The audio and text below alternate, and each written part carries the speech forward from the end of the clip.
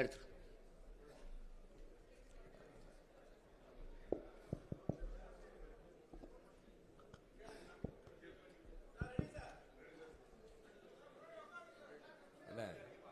அண்ணா வணக்கங்கண்ணே.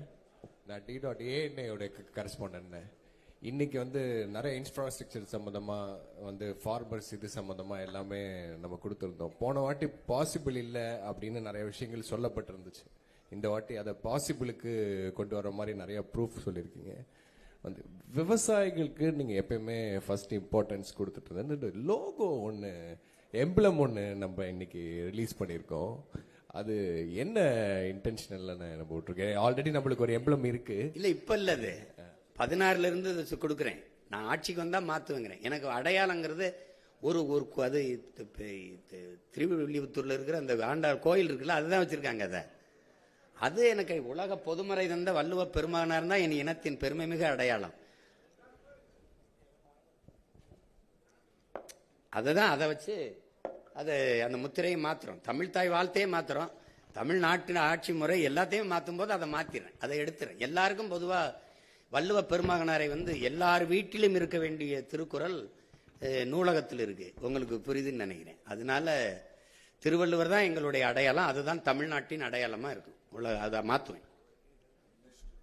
இப்போ Arulmozhivarman 4th state Tamil இப்ப ஒரு மொழி கொள்கை தான் அவங்களுடைய கொள்கை அப்படின்னு சொல்லி அறிவிக்கிறீங்க.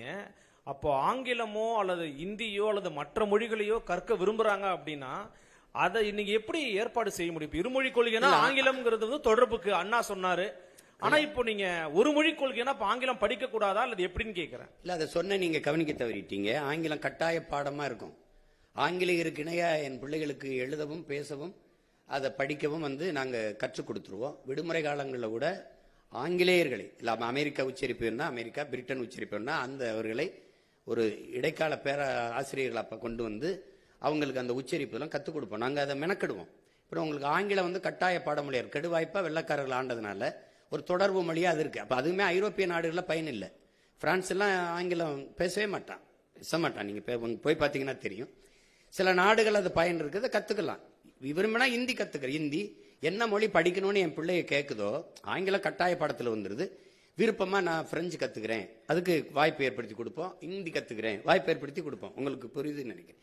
இல்ல நான் ஸ்பானிஷ் கத்துக்கிறேன், லத்தீன் கத்துக்கிறேன், எது வேணாலும் நீங்க விரும்பினா அது பயிற்றுவிக்கப்படும். அதான் உலகத்தின் எம்மொழியும் கற்போம், நாங்கள் வாழ எங்கள் மொழி தமிழ் கற்போம், எங்கள் இனம் வாழ. புரியுதா? அதுல எந்த மொழிக்கும் எதிரானவர்கள் இல்ல, சொந்த மொழிக்கு பற்றானவர்கள். சார், இப்போ பாலியல் சமத்துவம் அப்படின்றதுனாலதான் நம்ம வில்லிவாக்கத்துல திருநங்கை ஒருவருக்கு வாய்ப்பும் கொடுத்திருக்கோம். ஆனா நீங்க தேர்தல் அறிக்கையில திருநங்கைகள் திருநருக்கு தனி மருத்துவமனை அமைக்கப்படும் அப்படின்னு சொல்லியிருக்கீங்க. எதனால? அது ஒரு பாகுபாடா இருக்காதா? இல்ல, அவங்களுக்கு அவங்களுக்கான அந்த சிகிச்சைக்கெல்லாம் சிக்கல் இருக்குது, மற்றவங்க பொதுவா செய்யறது இல்லது. அதனால அவங்களுக்கு அது தனி மருத்துவமனை இருக்கிறதா சிறப்பு. அது ஒரு மருத்துவமனையில தனி பிரிவு. உங்களுக்கு நான் சொல்றது விளங்குதுன்னு நினைக்கிறேன். அது அவங்களுக்கு இருக்கிற அவங்களுடைய கோரிக்கையை தான் நான் சொல்றேன். இப்ப நீங்க ஒரு இதுல இருந்து நீங்க அந்த பாலியல் மாற்றத்துக்கு வருது இல்ல, அதை நீங்க பொது மருத்துவமனையில் செய்ய தயாரா இருக்கீங்களா? தனியார் மருத்துவமனையில் செய்ய தயாரா இருக்கீங்களா? இல்லை இல்ல. அப்ப நான் என்ன பண்ண வேண்டியது இருக்கு? மாற்ற வேண்டியிருக்கு. இப்ப நான் உங்களுக்கு ஒரு கேள்வி கேட்கிறேன். தனியார் பள்ளி கல்லூரியில் இருக்க தங்கும் விடுதியில தாழ்த்தப்பட்ட மாணவர்களுக்கு என்று தனியா விடுதி இருக்கா? இல்ல. ஏன் அரசு பள்ளியில மட்டும் இருக்கு, அரசு கல்லூரியில மட்டும் இருக்கு? யார்கிட்ட தீண்டாம இருக்கு? யார்கிட்ட இருக்கு? அரசு கிட்ட இருக்கு.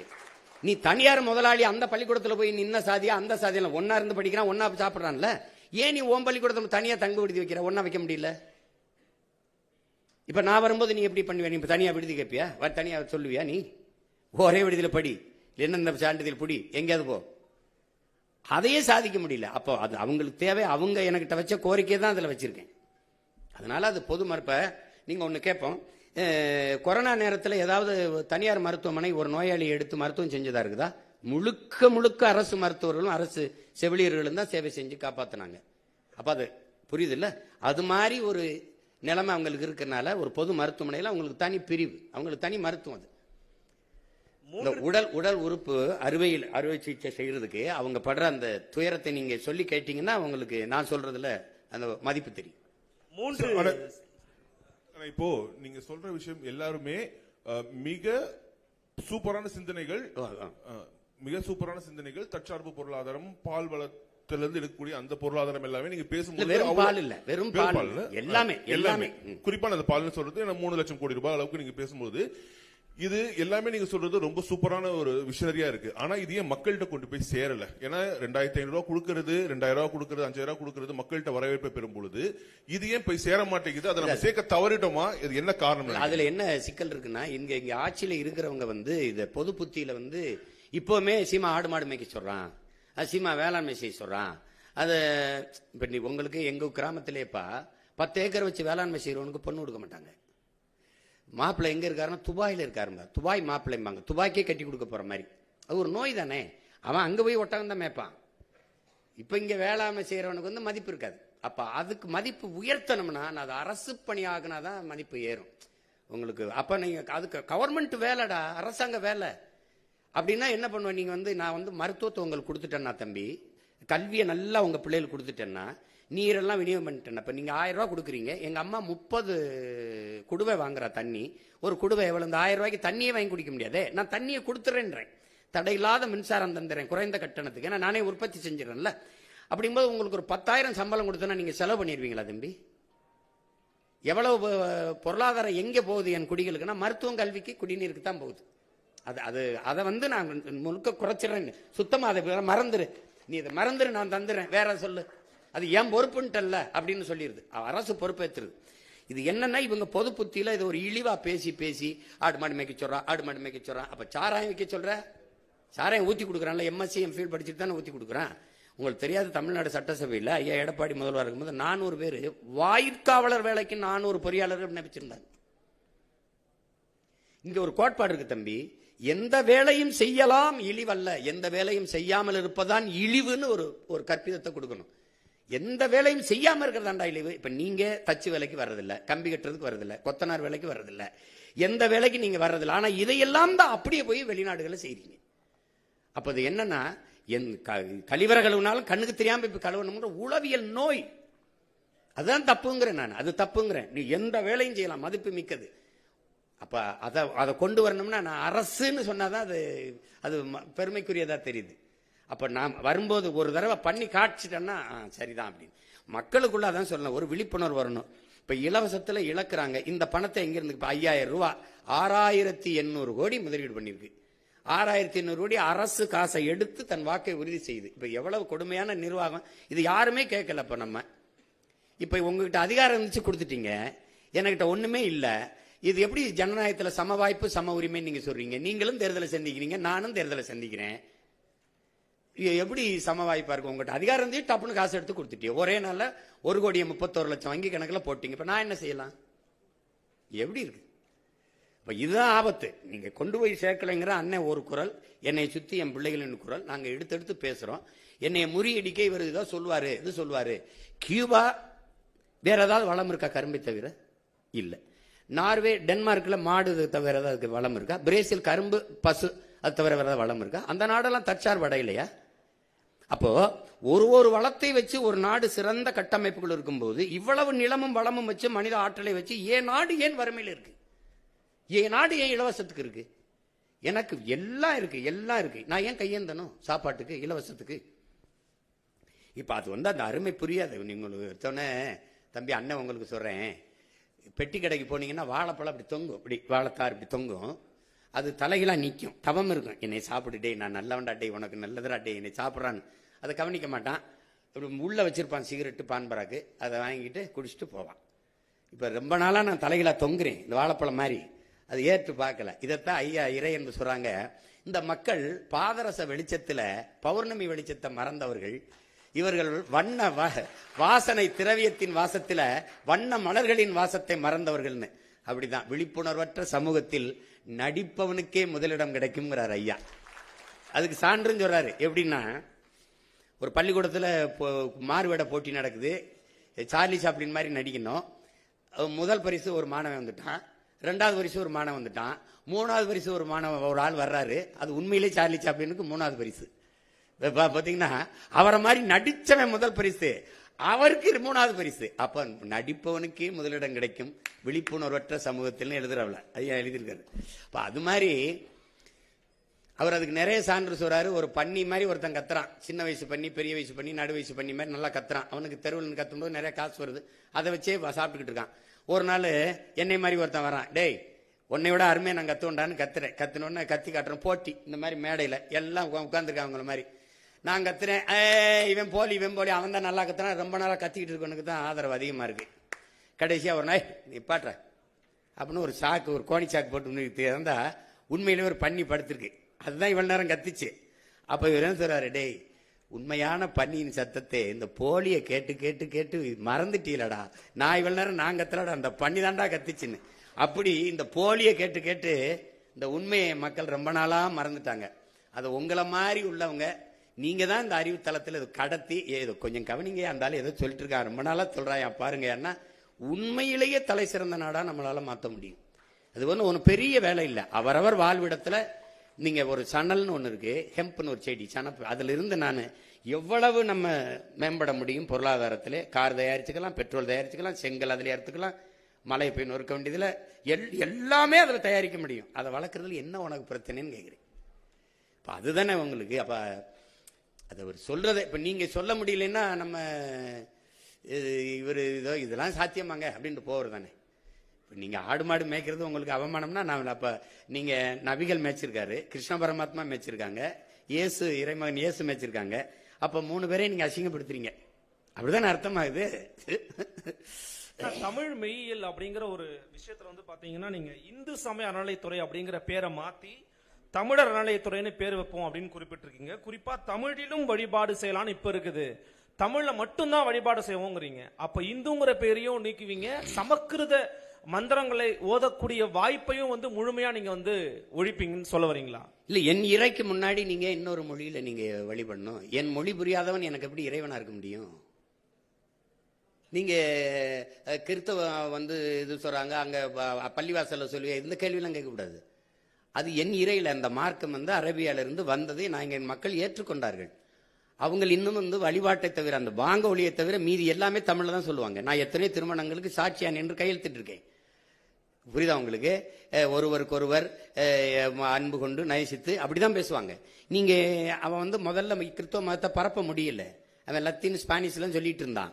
கடைசியா என்ன பண்றான், அவனவன் தாய்மொழியில வழிபடலாம் சொன்ன பிறகு பரலோகத்திற்கு எங்க பிதாவேன்னா, உம்முடைய ராஜ்யம் வருகன்னா, அதை பின்னாடி தமிழ் மீது பற்றுக்கொண்ட இளம் குருமார்கள் வரும்போது விண்ணுலகில் இருக்கும் என் தந்தையை உம்முடைய அரசு வருக. புரியுதா உங்களுக்கு? தூய தமிழுக்கு வந்துட்டான். பதாசுதன் பரிசுத்தாவியை தூக்கிட்டு தந்தை மகன் தூயாவின்னு வந்துட்டான். நீ என் இறை நக்கீரா, உன் தமிழோடு சற்று விளையாடவே நான் வந்தேன்னு சொன்ன சிவன், அவ்வையே உன் தமிழில் பருகவே நான் வந்தேன்ங்கிற சொல்ற முருகப்பெருமானுக்கு முன்னாடி நீ என் தமிழ்ல ஏன் சொல்லல? எனக்கு திருப்புறங்கள் இருக்கு, திருமுருகாற்றுப்படை இருக்கு, பாட வேண்டியதானே, பக்தி திருமுத்து பாட வேண்டியதானே. சொல்லுங்க, என்ன நமச்சிவாய வாழ்க நாதன் தாழ்வாழ்க இமைப்பொழுதும் என் நெஞ்சில் நீங்காதான் தாழ்வாழ்க பாட முடியாதா? ஆகமமாய் நின்று அன்னிப்பான் தாழ்வாழ்க பாட முடியாதா? எதுக்கு தேவாரம் திருவாசம்லாம் எதுக்கு இருக்கு? திருவாசத்துக்கு உருவாதார், ஒரு வாசத்துக்கு உருவாதார். திருவாசத்தை மொழிபெயர்த்த சீ போப்பு அழுதுட்டு போயிட்டான். நீ என்ன உங்களுக்கு பிரச்சனை? என்ன உங்களுக்கு பிரச்சனை? என் இறைக்கு முன்பு என் மொழியில வழிபடணும், அதுதானே முக்கியம். அது சொல்றதுல உங்களுக்கு என்ன பிரச்சனை? யார் வேணாலும் அர்ச்சகராகலாம்ங்கிறதுல பிரச்சனை இல்லை. என் அன்னை தமிழில் அர்ச்சனை இருக்கணுங்கிறதா எனக்கு பிரச்சனை. நீங்க அதுதான் முதன்மையானது. அங்க ஏன் ஆளு உட்கார்ந்துட்டு அங்கேயும் போய் சமஸ்கிருதத்துல சொல்லானா அதுக்கு அவங்களே சொல்லிட்டு போயிடலாமே. விளங்குதா?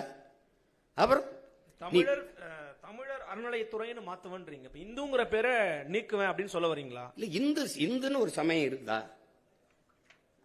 இது கூட்டு பொரியல் அவியல் சாம்பார் மாதிரி எல்லாம் சேர்த்து சாப்பாடு மாதிரி. சமணன், பௌத்தன், சீக்கியன், உங்களுக்கு தெரியும், இங்க வைணவன், எல்லாரும் சைவன், எல்லாரும் சேர்த்து இந்துன்னு சார் வில்லியம் ஜோன்ஸ் போட்ட கையெழுத்துல ஆகிறோம். என் சமயம் சைவம், நான் சிவனை வழிபடுகிற சிவசமயம். என் சொத்து பத்திரத்துல, எங்க வீட்டுல எங்க அப்பாவோட சொத்து பத்திரத்துல சிவசமயம் இருக்கு. என் கோத்திரம் வந்து என் மகனுக்கு எனக்கும் சிவ கோத்திரம். அப்ப நாங்கள் முருகனை வழிபடுகிற சைவர்கள். அப்ப சிவனை வழிபடுகிற சிவசமயம், மாலை வழிபடுகிற மாலியம். திருமால்ங்கிறது எந்த மொழி சொல் சொல்லுங்க? எங்க மாயவன் கண்ணன் ஆகிறான். கண்ணன் என்றாலும் மால் என்றாலும் கருப்பு. வணங்குகிற தெய்வத்தை நாங்க மரியாதையா அழைக்கணும்னு, மதிப்போடு அழைக்கணும்னு திருமால் பெருமாள்னு அழைக்கிறோம். என் பெருமாள் கோயிலே எங்கள் ஆண்டாள் பாடின பாசுரங்களை பாட வேண்டியதானே. அதுல என்ன உனக்கு பிரச்சனை? ஆண்டாள் என்ன மொழியில பாடினா என்ன பிரச்சனை உனக்கு? என்ன எங்க பெருமாள் கோச்சிட்டு போயிருவார? 63 நாயன்மார்கள் இருந்த தேவாரத்தை பாட வேண்டியதானே, என்ன பிரச்சனை உனக்கு? இப்ப நான் சொன்ன மந்திரத்தை நான் பாடவா? இப்ப திருவாசத்தை பாடவா? எங்க சிவன் கோச்சிட்டு போயிடுவானா? அவன் தான் சொல்றானே, மணி நெற்றி உமிழ்ச்செங்கல் தளல் புரை சடர் சுடர் கடவுள் தந்த தமிழ்ங்கிறான். சிவபெருமானே தந்த மொழிடா அப்படிங்கிறான். அந்த மொழியை நீ பாடாம நீ என்ன பண்ணுவீங்க? நீங்க முதல் தமிழ்ச்சங்கத்தின் தலைவனே அவன் தான்ங்கிறதானே இலக்கியம் சொல்லுது. அப்ப பின்ன என்ன? நீ வேற ஏதோ நான் அமெரிக்கால போயிட்டு தமிழிலும் அப்படின்னு போட்டா பரவாயில்ல. கோயில கட்டுறது நானு, முன்னாடி இறைவனா இருக்கிறவன் அவன், எழுதுனது எங்காலு. அப்ப என் மொழி என் இறைக்கு முன்னாடி நான் பேச வேண்டியதானே? அதனால தமிழர் சமய அறநிலை தான். என் முருகனை, என் சிவனை, என் மாயவனை வழிபடுறதுக்கு எதுக்கு இப்ப இந்து சமயம் இருக்குது? இப்ப ஆந்திராவில் இப்ப நீங்க வந்து நான் வட இந்தியாவில் இருக்கிற தெய்வங்கள் ஒண்ணு இருக்குது. இப்ப நீங்க அப்ப இந்து சமயம் போடுவீங்களா? அது எப்படி போடுவீங்க? அதே இறையை நான் என் சமயத்திலிருந்து வழிபட்டு போறேன். உங்களுக்கு என்ன பிரச்சனை வருது? என்ன வருது சொல்லுங்க. நீங்க எங்க வச்சுக்கிறீங்க? அது என் முருகன் வேலை, எங்க சிவன் வேலை, அது எங்க பெருமாள் திருமால் வேலை. உங்களுக்கு அதுல என்ன பிரச்சனை இருக்குது? அண்ணா சார் அண்ணா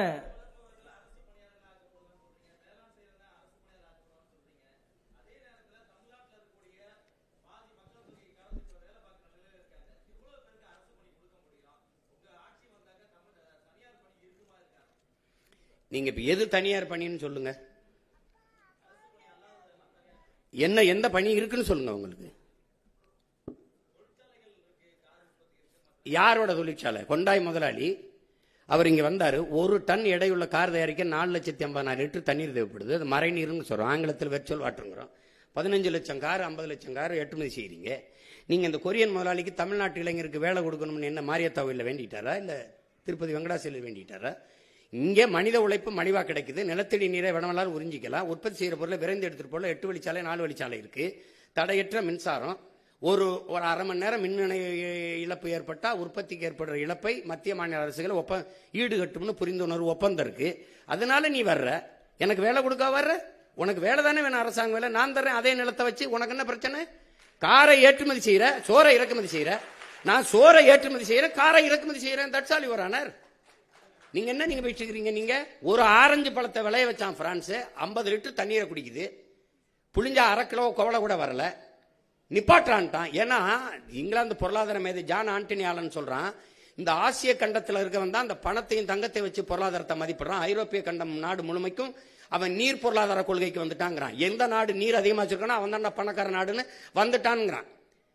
அப்ப நீ என்ன பண்றான்? அவன் பிரான்ஸ் ஆக நீர் ரொம்ப திங்குற, கண்ணுக்கு தெரியாம களை போதுறான், நிப்பாட்டான்ட்டான். சீன பன்னிக்கறியை விரும்பி சாப்பிட்டான். 1 கிலோ கறி வர 8600 லிட்டர் தண்ணி தேவைப்படுது. 1 கிலோ கறி பன்னிக்கறி மேசைக்கு வர. வளர்ச்சியை நிற்பா, வளர்ப்பதை நிறுத்துறான்ட்டான், இறக்குமதி பண்ணிக்கிறோம்ட்டான். ஏன் இவன் இதே கொரியன் முதலாளி அவன் ஊர்ல கொரியால உட்காந்து இந்த ஃபோர்டு இந்த கொண்டாய் காரை தயாரிக்க வேண்டியதானே? ஏன் நான் வேணான்னு சொல்லையே?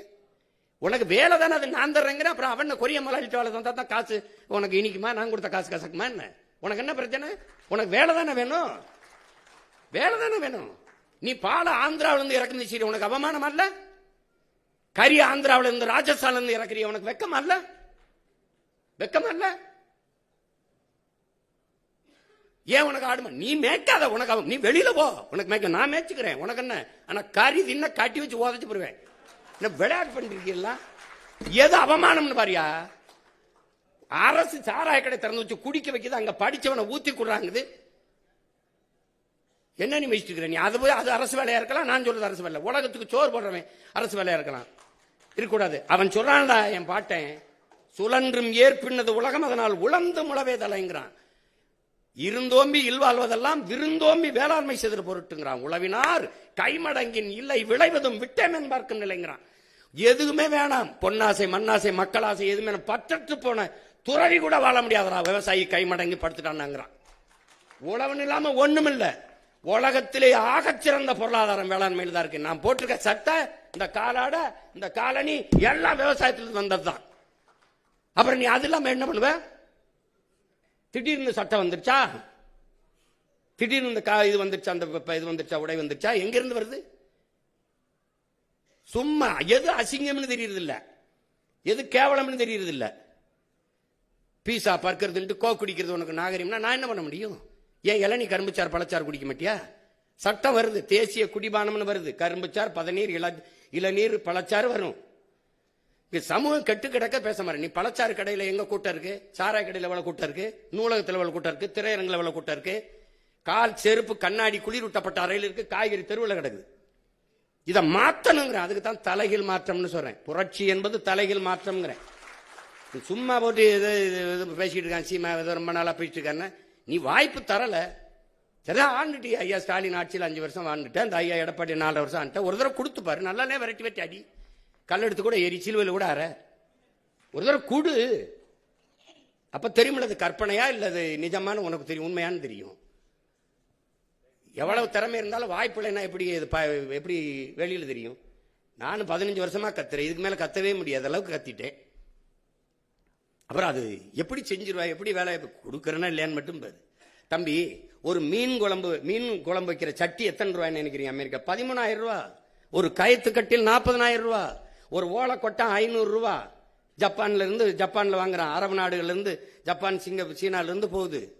சந்தை பொருளாதாரம் எங்க இருக்குன்னு தெரியல.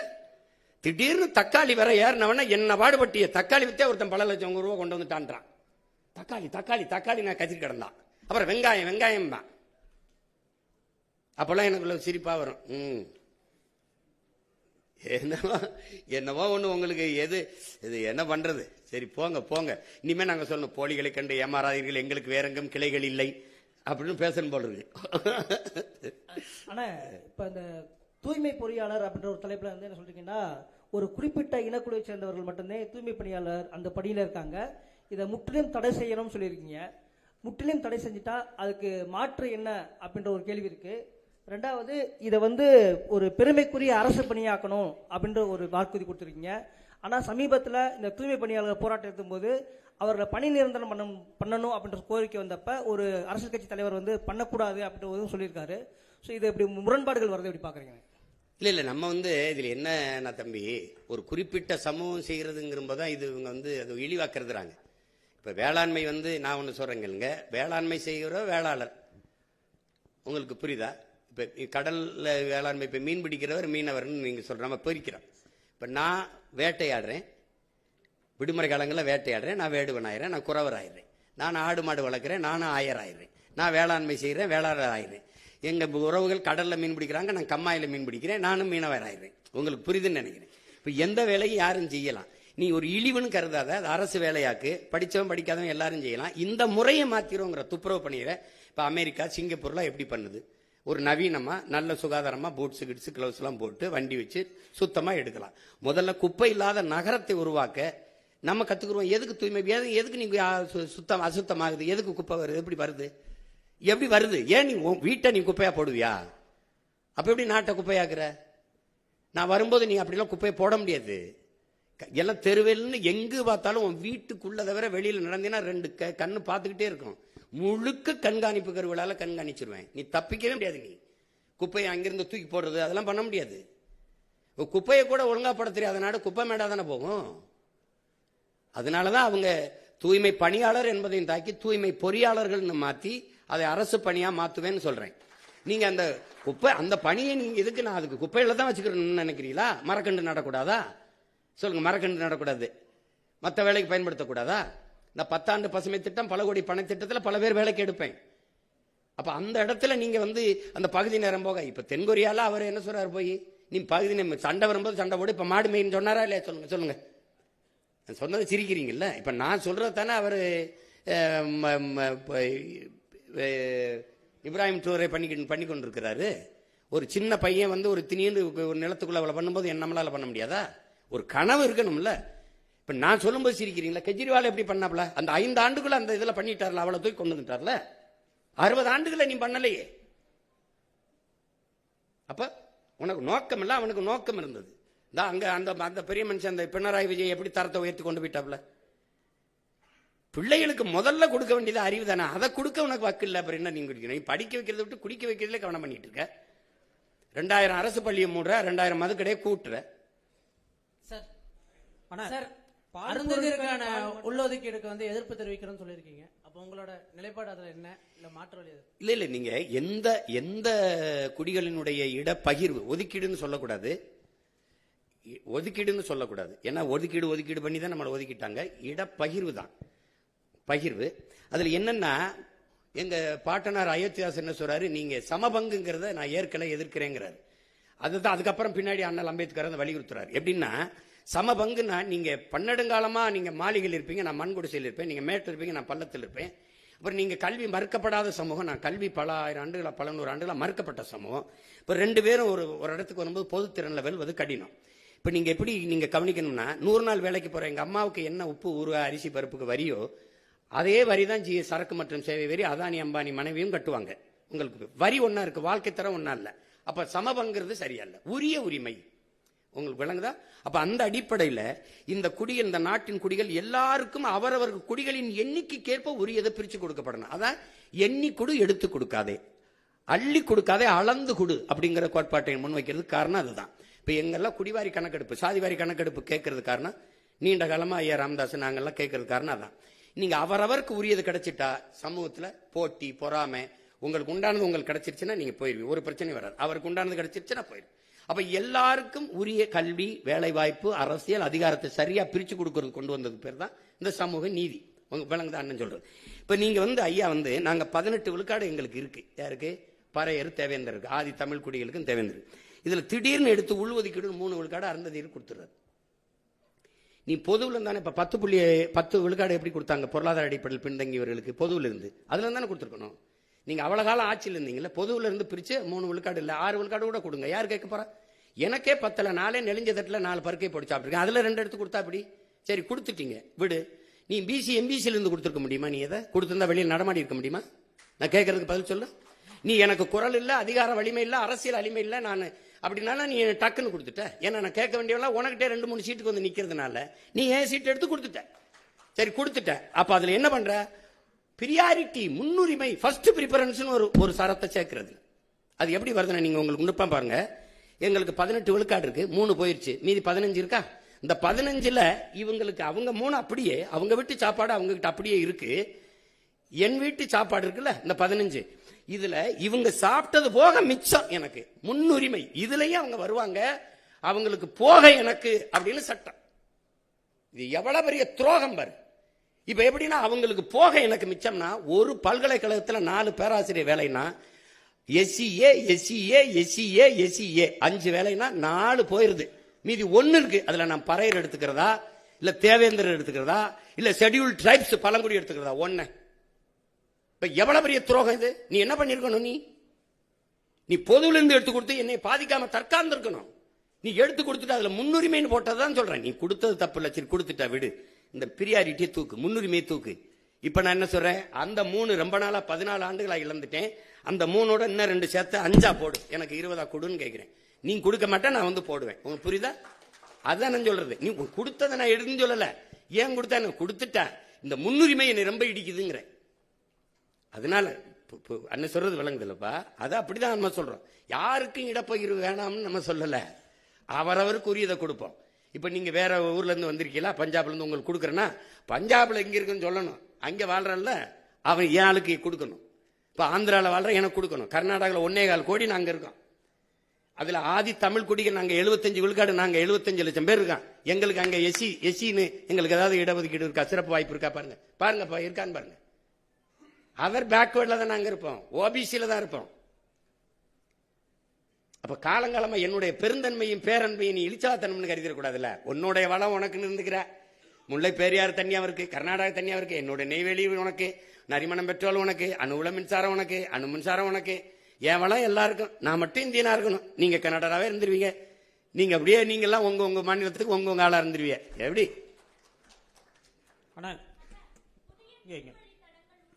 ஆவின்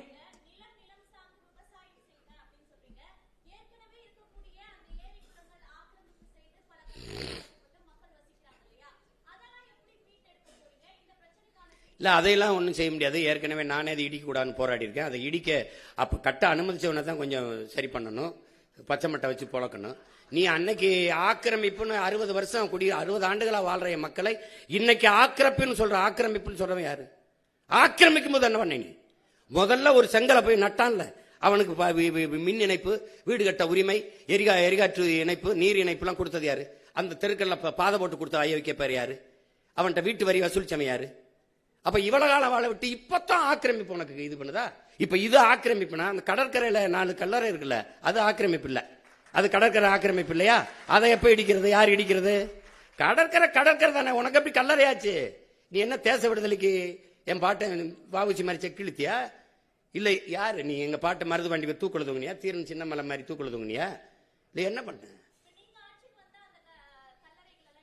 அது நான் இடிக்க மாட்டேன், அதுவா இடியும். அதுவா இடியும். அதனால ஏற்கனவே இருக்கிற நீர்நிலைகளை ஆக்கிரமிப்பு போக மீதியை நான் பராமரிப்பேன். புதிய நீர்த்தக்கங்கள் உருவாக்க அறிவு சமூகம் எல்லாரும் இருக்கிறீங்க. உலகத்தில் இயற்கையின் அரும்பெருங்கொடையா நமக்கு தந்தது பள்ளிக்கரணை ஏரி. கடலின் நீர்மட்டம் எவ்வளவோ அந்த அளவிற்கு இதன் நீர்மட்டம் இருக்கும். அது அவ்வளவு பழுப்பு நில சதுப்பு நிலை ஏரி. அளவு விலை உயர்ந்த இறால்கள் மீன்கள் உருவாகிறது. உலக நாடுகளின் பறவைகள்லாம் வந்து உணவு உண்டு பறந்து சென்றது. அப்படி ஒரு ஏரியை யாராவது குப்பையை கொட்டி மூடணும்னு யாருக்காவது இப்ப எந்த கொம்பை வந்தாலும் அதை புனரமைக்க முடியாது, சீரமைக்க முடியாது. இருக்கிற கொஞ்சோண்ட பாதுகாக்கலாம், அவ்வளவுதான். மீதி எல்லாத்தையும் ஏரிக்குள்ள ஒரு சாலையை போட்டு பிரிச்சு அங்கங்கேயும் அப்படியே நெருக்கி குப்பையை கொட்டி மூட்டிட்டான். எந்த மூளைங்கிற உறுப்புலாதவங்க கூட அதை செஞ்சிருக்க மாட்டான். அந்த ஏரியை குப்பைமேடா ஆக்கலாம்னு. நீ குப்பையை கொட்டு, வேற ஒரு பொது இடத்துல கூட கொண்டு கொட்டு வை, ஏரிக்குள்ள கொட்டலாம்னு யாராவது சிந்திப்பானா? யாராவது? எப்படி கால கொடுமை இதெல்லாம் நினைச்சு பார்த்தாலே நெஞ்சு வெடிக்கும். அதை விட்டுருவோம், வேற ஏதாவது கேளுங்க. ஆனா பால் மற்றும் பால் பொருட்களுக்கு தனியா தொழிற்சாலை அமைப்புன்னு சொல்லியிருக்கீங்க. ஆவின் இதே வேலை தானே செஞ்சிட்டு இருக்கு. இதுல நீங்க என்ன மாற்று செய்ய போறீங்க? என்ன செய்யுது ஆவின்? பால் மற்றும் பால் பொருட்களை தயாரிக்குது, வெளி மாநிலங்களுக்கு வெளிநாடுகளுக்கு ஏற்றுமதியும் செய்யுது. எங்க செய்யுது? நீங்களும் செய்யறீங்க. பால் எங்க இருந்து எத்தனை பேருக்கு வேலை கொடுக்குது? பால் எங்க இருந்து வாங்குது? அது எங்க இருக்கு? தயாரிக்கிற இடத்துக்கு என்னை கூட்டிட்டு போங்க, அந்த பால்ல இருந்து இவ்வளவு தயாரிச்சு இப்படி ஏற்றுமதி செய்யுது, இப்படி பண்ணுதுன்னு. குஜராத்ல இருந்து அமுதம் பால் வாங்கிட்டு இருக்கு, எதையாவது போயிட்டு இருக்குது. ஆந்திரால இருந்து பாலை வாங்கிட்டு இருக்குது உன் அரசு. என்கிட்ட வந்து சொல்லிட்டு இருக்கீங்க. அது இருந்தா நான் ஏன் செய்யறேன்? அப்ப நீ அதான் செய்யறேன்னா நீ ஆடு மாடு வைக்கிறது அசிங்கம்ங்கிற. என்னை அசிங்கம் 4 கோடி 3 கோடி லிட்டர் பாலை கொண்டு வருவோங்கிறாரு. எங்க குழாயில இருந்து பிச்சுவீங்களா, மாட்டுக்காம்பல இருந்து பிச்சுவீங்களா? எங்க இருந்து பிச்சுவீங்க?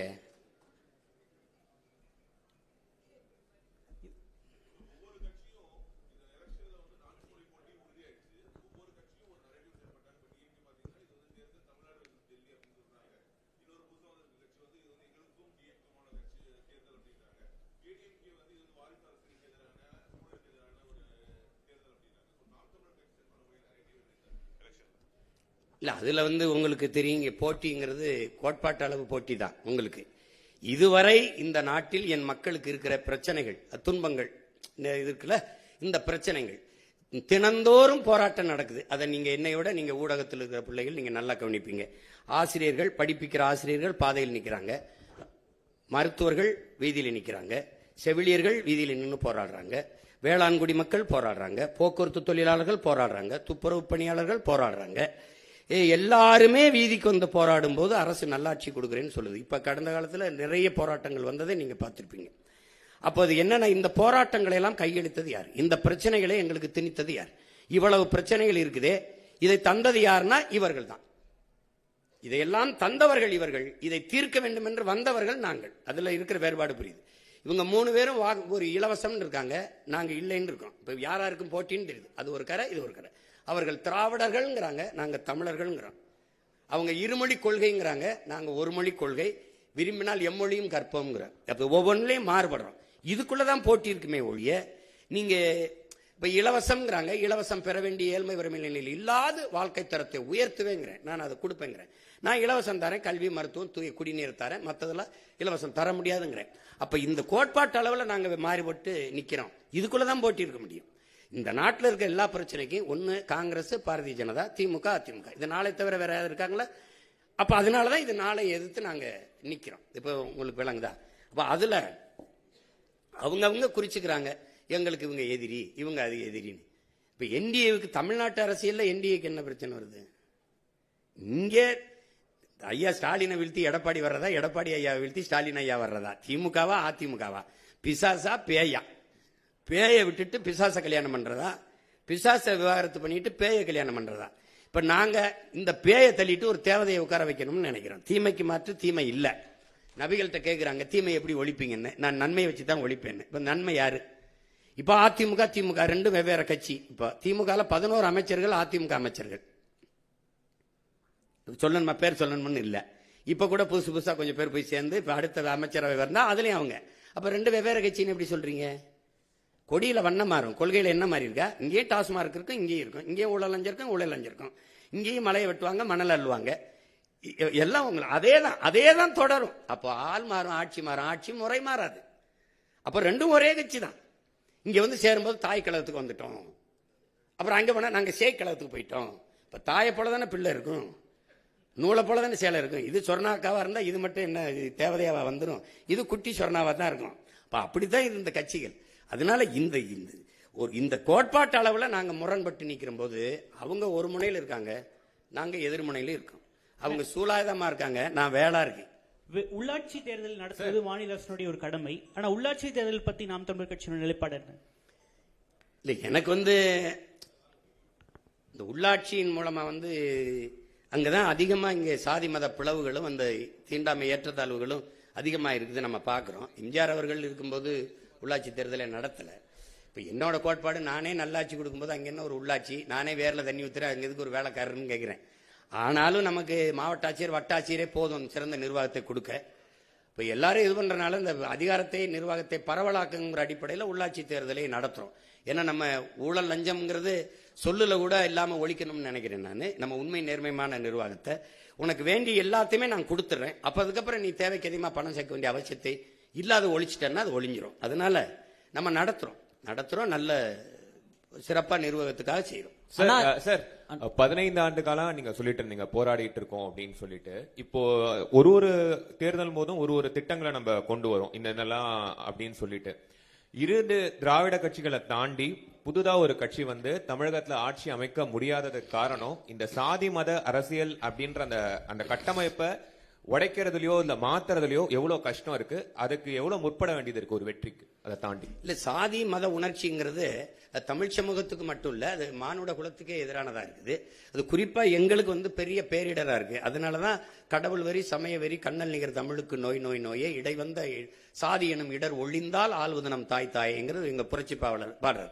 தமிழுக்கு அமுதென்று பேர், அந்த தமிழ் எங்கள் உயிருக்கு நேர்னு பாடின, அந்த தமிழ் இன்பத்தமிழ் எங்கள் உயிருக்கு நேர்னு பாடின பாவலன் என்ன சொல்றான்? சாதி ஒழித்தல் ஒன்று நல்ல தமிழ் வளர்த்தல் மற்றொன்றுங்கிறான். தமிழை உயிருக்கு நேரா பண்ணவன் தமிழ் வளர்த்தல் ஒன்று சாதி ஒழித்தல் மற்றொன்றுன்னு பாடல, முதல்ல சாதியை ஒழிக்கணும்ன்றான், நல்ல தமிழ் வளர்த்தல் மற்றொன்றுங்கிறான். அப்ப இதுல ரொம்ப முக்கியமா நீங்க கவனிக்கணும், இதுல என்ன என் அன்பு தம்பி தங்கிகள் என்ன உடன் பிறந்தார்கள் கவனிக்கணும்.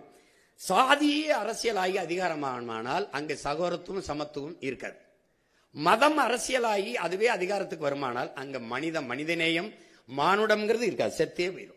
பணம் அரசியல் ஆயிருமானால் அங்கே ஒழுக்கம் பண்பாடு இருக்கவே இருக்காது.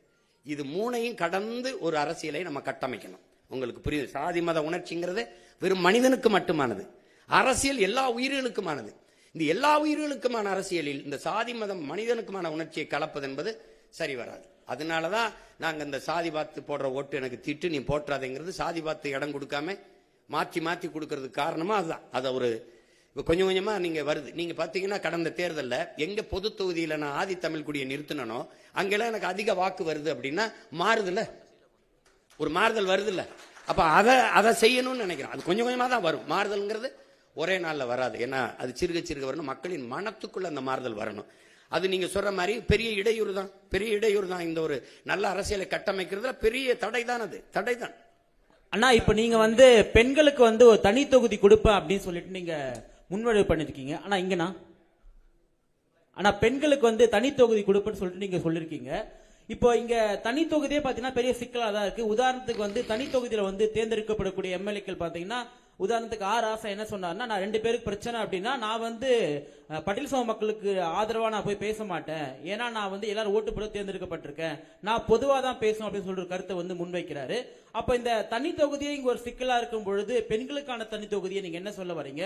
அதே போல நீங்க அரசியலமைப்பில் நிறைய மாற்றங்கள் வந்து செய்யணும்னு சொல்லும் பொழுது அரசியலமைப்புல வந்து போதியமான அளவுக்கு வந்து பாதுகாப்பு தமிழர்களுக்கு இல்ல நீங்க சொல்ல வரீங்களா? ஆமா, அதுல என்ன ஐயா உங்களுக்கு இப்ப பெண்களுக்கு கொடுக்கறதுன்னா, இப்ப 3 ஆண்கள் போட்டியிடுற தொகுதியில என் புள்ள 117 இடம் நான் பெண்கள் கொடுத்துருக்கேன்னா, எல்லா தொகுதியிலையும் எல்லா கட்சியும் பெண்களை நிறுத்துறது இல்ல.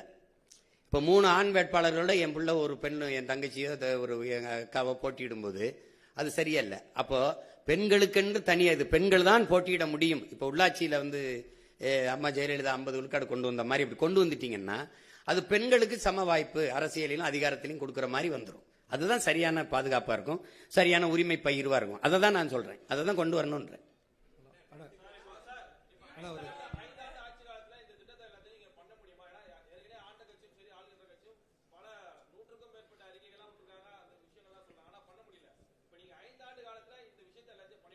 இல்ல அதுக்கு தான் 10 ஆண்டு பசுமை திட்டம், பல கோடி பனை திட்டம்னா அண்ணன் என்ன சொல்றேன்னா, ஒரு வேலை இப்ப எனக்கு குறுகிய காலம் தான் இருக்கு, நான் தொடங்கிட்டுனா நான் ஒரு ஆட்சி முறையை மாத்தி இப்படிலாம் நிர்வகிக்க முடியும்னு காட்டிட்டேன்னு வச்சுக்க. இப்ப எங்க தலைவர் எடுத்துக்கிட்டீங்கன்னா, நம்மளாலையும் ஒரு நாட்டை கட்டமைக்க முடியும், ஒரு நாட்டை நிர்வகிக்க முடியும், நம்மளாலையும் படை நடத்தி ஒரு நம்ம நாட்டை ஆள முடியும்னு காட்டிட்டாரு. இப்ப எங்களுக்கு வந்து உலகம் அதை முழு இசையோட அங்கீகரிக்கலை ஒழிய நாங்க எல்லாமே அடைஞ்சிட்டோம். அப்ப அதை காட்டும் போது அந்த கனவு எனக்கு தெரியுது. இப்ப நான் வந்து காட்டிட்டேன்னா என் பிள்ளைக்கு இன்னைக்கு பள்ளிக்கூடத்துக்கு போயிட்டு இருக்கேன், எங்க பெரியப்பா எங்க மாமா வந்து இப்படி ஆட்சி செஞ்சாரு, இப்ப நான் சொல்றேன் என் தாத்தா அப்படி பண்ணா, இப்படி இந்த கொண்டு வந்தா, அணையை கட்டினா, எங்க பள்ளிக்கூடம் கட்டினா, அப்படி நான் போட்டு தொடங்கிட்டேன்னு வச்சுக்கிறேங்க, என் பிள்ளைய தொடர்ந்து கொள்வார்கள்.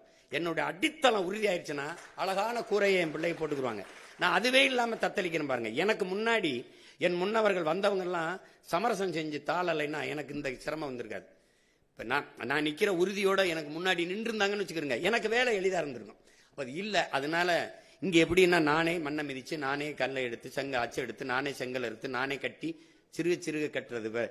தம்பி அஜித் சொல்ற மாதிரி எனக்கு நானே செதுக்கி வந்த மாதிரி வந்துகிட்டு இருக்கோம். அப்ப அதுல வந்து நீங்க சொல்றீங்க அப்படின்னா, நீங்க எனக்கு 5 ஆண்டுக்கு முன்னாடி ஆட்சியை கொடுத்துருக்கணும். நான் இதை சொல்லி தான் பாக்குறேன். அத ஆட்சியில இருக்கிறவன் விடுறதல்ல, நான் வயிறு பயிச்சவன் விட மாட்டான், வசதி படைச்சவன் தரமாட்டாங்கிற மாதிரி நானும் விடுறதல்ல. அது நடந்துட்டு தான் இருக்கும். பண்ணுவோம். 5 ஆண்டுகளில் எவ்வளவோ மாறுதலை செய்ய முடியும். கெஜ்ரிவால் கல்வியை தரமா உயர்த்தினாருன்னு நான் சொல்றேன். 5 ஆண்டு தானே. ஒரு காட்டிட்டா அப்புறம் அதை பிடிச்சுக்குவாங்கல்ல நம்ம பிள்ளைய. நல்லது, இது சரியா இருக்க, இதே மாதிரி பண்ணிட முடியும்னு தெரியும். ஒரு முறை தானே.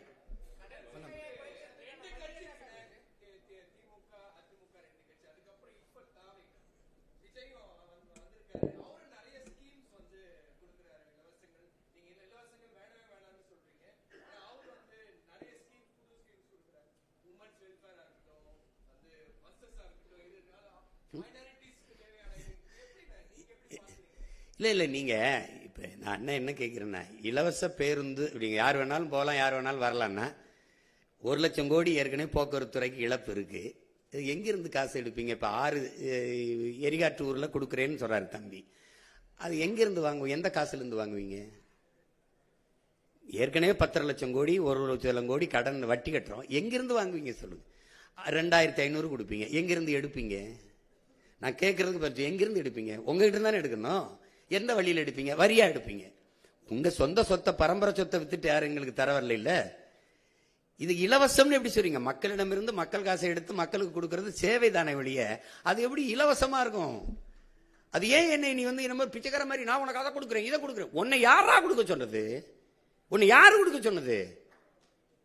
நீ இலவசம் கொடுப்பா என்ன உனக்கு தேர்வு பண்ணி வச்சிருக்குது? நீ என்ன கர்ண மகாராசா மாதிரி கருணை தொகை குருணை தொகை? யார் நீ? இந்த கர்ண மகா பிரபா நீ? என் காசை எடுத்து, அதுவும் குறிப்பா எங்க ஆத்தாளப்பன் குடிச்சு கொடுக்குற காசை எடுத்துக்கிட்டு நீ வந்து இது கொடுத்துக்கிட்டு, இதுல ஒரு வேடிக்கை தம்பி. ஒரு நல்ல ஆட்சியாளன் அதை சிந்திக்க மாட்டான். எப்படி இருந்து கொடுப்பீங்க? தாலிக்கு தங்கம், சரி, பட்டு புடவை 1/2 பவன் 1 பவன் தாலி வாங்கி கூட ஒரு புள்ள கழுத்துல கட்ட முடியாத அந்த பிள்ளைய கடைசி வச்சு வாழ போறானா? எப்படா வடே போடாங்கிட்டு. அவனுக்கு ஒரு வேலை கொடுப்பேன், அவனுக்கு நிரந்தர வருவாய் பெருக்கத்தை கொடுப்பேன், அவனை சார்ந்து வாழ்கிற தற்சார்பு வாழ்க்கையை கொடுப்பேங்கிறான் தான் ஆட்சி. இப்ப நான் ஏன் தனிச்சு நிக்கிறேன்? அது ஒரு தற்சார்பு தான். என்னை நம்பிதான் நான் என் கனவை இன்னொருத்தட்ட கொடுத்து செயல்படுத்துங்கன்னு சொல்ல முடியாதுல்ல. நான் தான் செய்யணும். அதுதான் இது ஒரு தற்சார்பு. அது மாதிரி அந்த வாழ்க்கை முறையை உனக்கு தரேன். தற்சார்பு பொருளாதாரத்தில் தரேன். ஒரு அடிப்படை உணவு தேவையில கூட ஒரு நாடு தற்சார்பு அடைய முடியலன்னா ரொம்ப கஷ்டம், ரொம்ப கஷ்டம். ஆனா இப்ப ஊழல் ஒழிப்பு பத்தி பேசியிருக்கீங்க.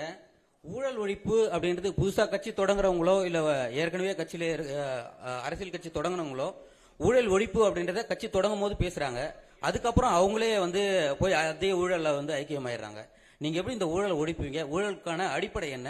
அது மட்டும் இல்லாம நீங்க அந்த ஊழல் பத்தி குறிப்பிட்டதுல திராவிட கட்சிகள், கடந்த கால திராவிட கட்சிகள் வந்து கலைஞர் அவர்கள் ஆட்சியில் இருக்கும்போது எம்ஜிஆர் குற்றச்சாட்டு அவர் மாதிரி வச்சிருக்காரு. எம்ஜிஆர் ஆட்சியில் இருக்கும்போது கலைஞர் அவர் மீது ஒரு ஊழல் குற்றச்சாட்டை வச்சிருக்காரு. ஜெயலலிதா அவர்கள் மீதும் மாறி மாறி இந்த மாதிரி குற்றச்சாட்டுகள் மட்டும் வச்சிருக்காங்க. ஆனா எதுவுமே வந்து நிரூபிக்கவும் பட மாட்டேங்குது, மக்கள் முன்னாடி நிறுத்தப்பட மாட்டாங்க அப்படின்றத சொல்லியிருக்கீங்க. இது எப்படி ஊழல் எப்படி ஒழிப்பீங்க நீங்க? அதிகாரத்துக்கு வர்றதே பாதுகாப்பா திருடுறதுக்கு தான். இப்ப நீங்க நல்லா கவனிக்கணும். 5 ஆண்டு நீ நான் ஆட்சியில் இருக்கும்போது செய்த தவறுகளை நீ ஆட்சிக்கு வரும்போது உன்னை எதிர்த்து நான் புனிதப்படுத்திக்கிருவேன், நீ ஆட்சிக்கு வரும்போது நான் செஞ்ச ஊழலை உன்னை எதிர்த்து நான் புனிதப்படுத்திக்கிருவேன். இப்படி மாறி மாறி ஒருவர் திட்டி திட்டி புனிதப்படுத்திக்கிட்டே ஆட்சியில் இப்பதான் 60 ஆண்டா நடக்குது. உங்களுக்கு 60 ஆண்டா தான் நடக்குது. உங்களுக்கு ஊழல் லஞ்சம் செய்ய வேண்டிய அவசியமற்ற நிலைக்கு தள்ளிட்டீங்கன்னா அது நடக்காது. மன்னன் எவ்வளி குடிகள் எவ்வளி, தலைவன் எவ்வளி, அப்படிதான் மக்கள். நான் வந்து ஊழல் லஞ்சத்துக்கு எதிராக இருந்துட்டேன்னா அது நடக்காது. நீ ஊழல் லஞ்சம் பெற்றுட்டேன்னா நீ பணியிட நீக்கம் அதெல்லாம் செய்யக்கூடாது. பணியிட நீக்கம் பணியிட மாற்றம் இல்ல, நிரந்தர பணி நீக்கம். வெளியில போ, உன் சான்றிதழ் செல்லாது. இதுவரை நீ எந்த மதிப்பை இழந்துருது உன்னுடைய கல்வி சான்றிதழ்னு போட்டா ஒரு 10 பேர் மேல நடவடிக்கை எடுத்தீங்கன்னா நின்றும். உனக்கு தான் எல்லாமே நான் கொடுத்துட்றேனே, உனக்கு கல்வி கொடுத்துறேன், தரமான போக்குவரத்து கொடுத்துறேன், குடிநீர் கொடுத்துறேன், மருத்துவம் கொடுத்துறேன். என்ன உனக்கு பிரச்சனை? உணவுப் பொருளை நானே விளைய வச்சிடறேன், இல்ல சாப்பாட்டுக்கு கஷ்டம், அதெல்லாம் சொல்ல வேண்டிய அவசியமே இல்லையே. அப்படிங்கும்போது நல்ல வாழ்க்கையை கொடுத்துட்டோம்னா மக்கள் தேவைக்கு அதிகமா பணம் ஈட்டணுங்கிற அவசியம் போயிடும். அதனால தானே ஊழல் லஞ்சம் செத்து ஒளிஞ்சிரும்.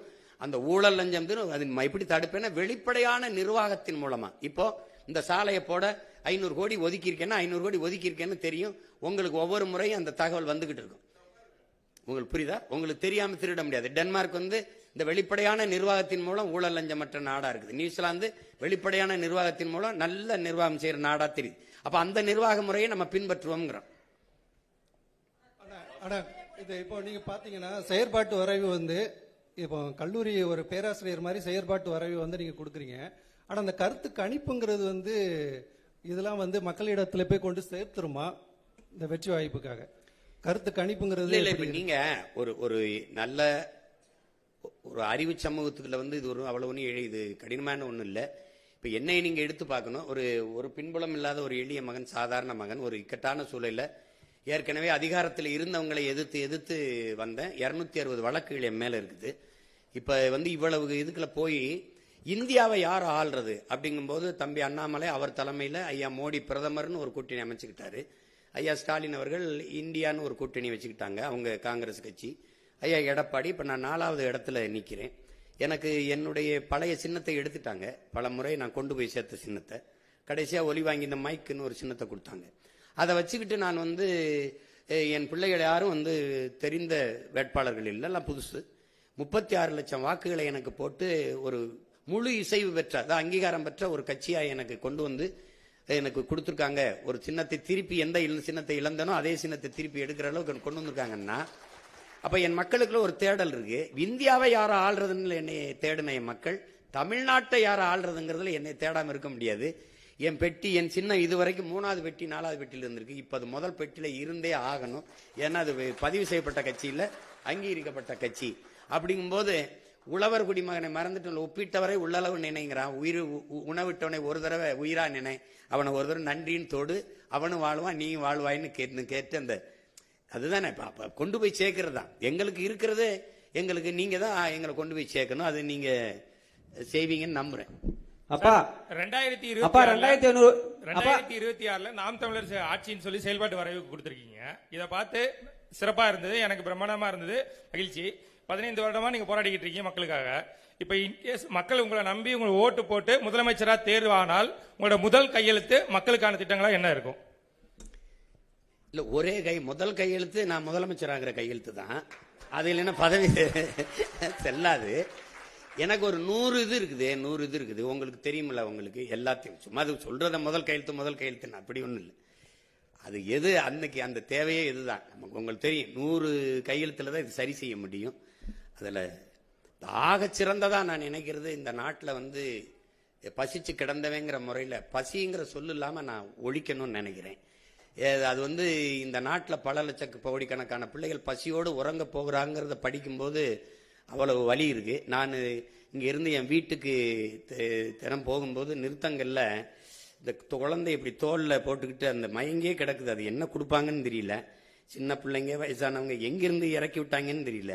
நிறுத்தினோன்னு அந்த கையை கூட்டமாக வந்து ஏந்தும் போது ஒரு வழி வரும் பாருங்க, நடா அப்படின்னு. நம்ம பெண்கள் இல்லை வட இந்திய பெண்கள் தான்.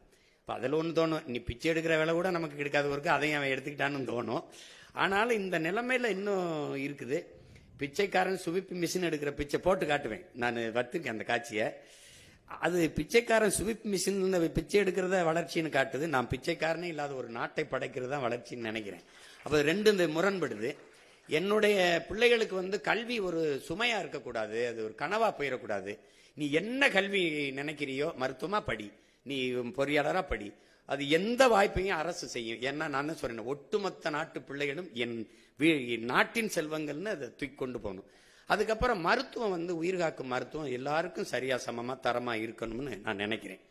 எனக்கு தெரிஞ்சு கம்யூனிஸ்ட் கட்சி எங்க ஐயா தாப்பாண்டியன் நல்லகண்ணன் தவிர அரசியல் தலைவர்கள் யாரும் அரசு மருத்துவமனையில் படுத்ததா எனக்கு தெரியல. உங்களுக்கு புரியுதுன்னு நினைக்கிறேன். அப்ப அந்த மாதிரி ஒரு நல்ல ஆட்சியை கொடுக்கணும்னு நினைக்கிறேன்.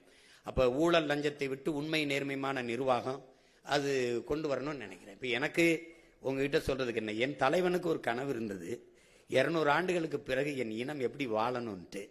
அந்த கனவு எங்களுக்கு கையளிக்கப்பட்டிருக்குது, எனக்கு கடத்தப்பட்டிருக்குன்னு வச்சுக்கிறீங்களேன். இப்போ அதை எப்படியாவது அவர் கனவை அந்த நிலையில் எந்த ஒரு இடத்துல நிறைவேற்றி காட்டிடணும்னு நினைக்கிறேன். ஒரு தடவை என் ஆட்சியில் நீங்க வாழ்ந்து பாருங்களேன், என்னடா இவ்வளவு வேலை செஞ்சிருக்க முடியுமான்னு தோணும். இவ்வளவு பண்ணியிருக்க முடியுங்களா? இந்த தண்ணீரை எப்படி சேமிக்கிறேன், சாலை எப்படி போட்டு பராமரிக்கிறேன், இந்த கழிவுநீர் மழை நீரை எப்படி எடுத்துக்கிட்டு போறேன். ஒரு தடவை வாய்ப்பு கொடுத்தா தானே தெரியும். நான் சொல்லிக்கிட்டே இருக்கேன், நான் நல்லா விளையாடுவேன்ப்பா, நல்லா ஒரு தடவை இறக்கி விடுங்க விளையாடாங்கிறேன். அதனால முதல் நீங்க சொல்ற கையெழுத்து உண்மையிலேயே நாட்டுக்கு மக்களுக்கும் எது முதன்மையானது அவசியமானதுன்னு பார்த்து போடுவேன், முதல் திட்டத்துல போடுவேன். அப்பா 2500 வருஷமா புத்தர் காலத்துல இருந்து சாதி ஆதிக்கம் தலைவிரிச்சு ஆடுது. 2500 காலமா புத்தர் காலத்துல இருந்து சாதி ஆதிக்க தலைவிரிச்சு ஆடுது. இப்ப 2026 இருக்கிறோம். இங்க இருக்கிற திராவிட கட்சிகள் யாரும் சாதி ஒழிக்க முன்னு வர மாட்டாங்க. சாதி பிரச்சனை நடந்தாலும் தக்க தண்டனை கொடுக்க மாட்டாங்க. 2026 நாம் தமிழர் கட்சி அரசு வந்தா சாதி ஆதிக்கின் பேரில் நடக்கிற வன்கொடுமைகளுக்கு எந்த மாதிரி தண்டனை கொடுப்பீங்க? அப்புறம் 12 லட்சம் ஏக்கர் பஞ்சம நிலம் முழுக்க முழுக்க பட்டியல மக்கள் போற நிலத்தை எவ்வளவு சீக்கிரம் மீட்டு எடுத்து கொடுப்பீங்க? 142 கோடி மக்களோட தலையெழுத்த மாத்தின பாபா சாஹேப் அம்பேத்கரோட சிலை கூண்டுக்குள்ள நிக்குது, எவ்வளவு சீக்கிரம் வெளியெடுப்பீங்க? அதெல்லாம் எடுத்துருவோம், நீ எடுத்துருவோம். இவரு நீ அப்ப நம்ம புரட்சியாளர் சிலை மட்டும் இல்ல, நம்ம தாத்தா முத்துராமலிங்க, தாத்தா காமராஜ் எல்லாரும் சிலையும் தான் இருக்கு. வந்தயம் பணம் சிலையெல்லாம் திறந்துருக்கு. நம்ம சிலையெல்லாம் நாட்டு விடுதலைக்கு ஜெயிலுக்கு போனாங்க, விடுதலை பெற்ற பிறகு சிறையில் தான் இருக்காங்க. அதெல்லாம் உடைச்சிடறோம், கண்காணிப்பு கறி வச்சிடறோம், தொட்டா தூக்கிடுறோம். நீ ஒன்றும் கவலைப்படாத, ஒழிச்சிடறோம். பஞ்சமி நிலத்தை மீட்கணும். அதுக்கு பல தடவை அண்ணன் போராடி இருக்கேன். இப்போ இந்த தடவை அறிவிப்பேன், சொல்லுவேன். இந்த 12 லட்சம் ஏக்கர் எந்த கொம்பாதி கொம்பன்ட்டு இருந்தாலும் எடுக்கிறோம். அதை வந்து நமக்கு பாரபட்சம் கிடையாது, வேண்டியவன் வேண்டாதவன் கிடையாது. ஏனெல்லாம் எனக்கு கொடுத்துரு. அதுக்கப்புறம் சாதி ஒழிப்பு தானே, அதுவே செத்து ஒளி, நீ கவலையே படாத. அதாவது நான் என்ன சொல்றேன்னா, சாதிக்கு கொலை செய்யாத, சாதியை கொலை செய். புரியுதா உனக்கு? நீ சாதி பார்த்து பழக மாட்டோம், சாதி பார்க்கிறவனோடு பழகவே மாட்டோம்ங்கிறத நம்ம கோட்பாடு. அது அந்த எண்ணமே வராத அளவிற்கு இந்த சமூகத்தை மாத்திருவேன். விளையாடணும், படிக்கணும், வேலை இது பண்ணணும். அப்ப இந்த சாதியை பற்றி சிந்திச்சுக்கிட்டு வெட்டி பேச்சு பேசி புறணி பேசிக்கிட்டு இந்த அடிக்கடி சரக்கு போட்டு மப்பிள வந்து நாங்கெல்லாம் யார் தெரியுமா வந்து நீங்க வா, நீயே ஒரு அடிமை, நானும் ஒரு அடிமை, அதில் பெரிய அடிமை சின்ன அடிமை அதெல்லாம் கிடையாது. அது கொஞ்சம் கொஞ்சமா மாறிடும். அது முன்னாடி நிக்கிறவன் பொறுப்பு. இப்ப நான் இருந்தேன்னு வச்சுக்கிறேங்க, இப்ப திருப்பரங்குன்றத்துல என்ன விளக்கேத்தணும், அங்க கந்திரி ஆக்கணும், சரி நீங்க ஆக்குங்க கூட வரேன், நீங்க விளக்கேத்தணும் வாங்க கூட வரேன். அவரவர் வழிபாடு அவரவருக்கு. உன் மதம் சிறந்தது வழிபாடு, என் மதம் சிறந்தது வழிவிடு. சண்டை இருக்கக்கூடாது, ஒன்னா இருக்கணும். சரியா? வேற என்ன? இங்க இங்க இங்க என்னன்னா, இந்த சாதி மதம் இல்லாத இது ஒரே மண்ணாகணும், ஒரு தாய் மண்ணாகணும். இதுதான் நம்மளுடைய கோட்பாடு. அதனால அதை சரி பண்றேன், நீ கவலைப்படாம இரு. ஏற்கனவே ஆட்சி செஞ்சவங்க வந்து திமுக அதிமுக இரு கட்சியுமே ஒரே கட்சி தான், ஒரே கொட்டையில் உள்ள மட்டை தான் சொல்லியிருக்கீங்க. லஞ்சம் ஊழல் தான் முன்னேற மாதிரி இருக்குன்றீங்க. இப்ப ஏற்கனவே நடந்தவங்க அப்பா சித்தப்பா இவங்க அவங்க மேல நீங்க நடவடிக்கை எதுவும் எடுப்பீங்களா முதலமைச்சர் ஆனால்? எடுக்கணும்னு சொல்றீங்களா வேணாங்கிறீங்களா? இல்ல அது மொத்தமாவே இதுக்கு ஒரு மாற்று நிர்வாகத்தை கொண்டு வர்றதுனால இப்ப நானே சொல்றேன் பாருங்க, இந்த விமர்சன அரசியலை விட்டுட்டு ஆக்கப்பூர்வமான அரசியலுக்கு போகும்னு. நீங்க நடவடிக்கைன்னா எந்த குற்றவாளியா இருந்தாலும் எங்களை பொறுத்த வரைக்கும் நாங்க எடுத்த கோட்பாட்டுக்கு பெத்த தாய் தந்தையரே வந்தாலும் எங்களுக்கு எதிரி தான். எங்க தலைவன் உங்களுக்கு தெரியும், முதல்ல தாய் தந்தையர் தான் வெளியேற்றினாரு. உடன் பிறந்த யாரோடவும் தொடர்பு இல்லை, உங்களுக்கு புரியும் நினைக்கிறேன். அதனால தன்னுடைய எங்களுக்கு கோட்பாட்டுக்கு எதிராக சித்தப்பா, பெரியப்பா, மாமா, மச்சான், ஆத்தா, அப்பன்லாம் இங்க கணக்கு கிடையாது. குற்றம் தான். அது வந்து நீங்க இங்க இருக்கிற அரசியல் கட்சி தலைவர்களை பார்த்து இந்த வேலைக்கு செய்ய வந்தவன் நீங்க நினைச்சீங்கன்னா அது தவறு. என்னை வளர்த்தவன், என்னை உருவாக்கி இந்த இடத்துல போய் நில்லுன்னு சொன்னவன் எப்பேற்பட்டவனும் உங்களுக்கு தெரியும். அதுல துளி சமரசமும் செய்ய மாட்டேன். புரியுதா உங்களுக்கு? வேற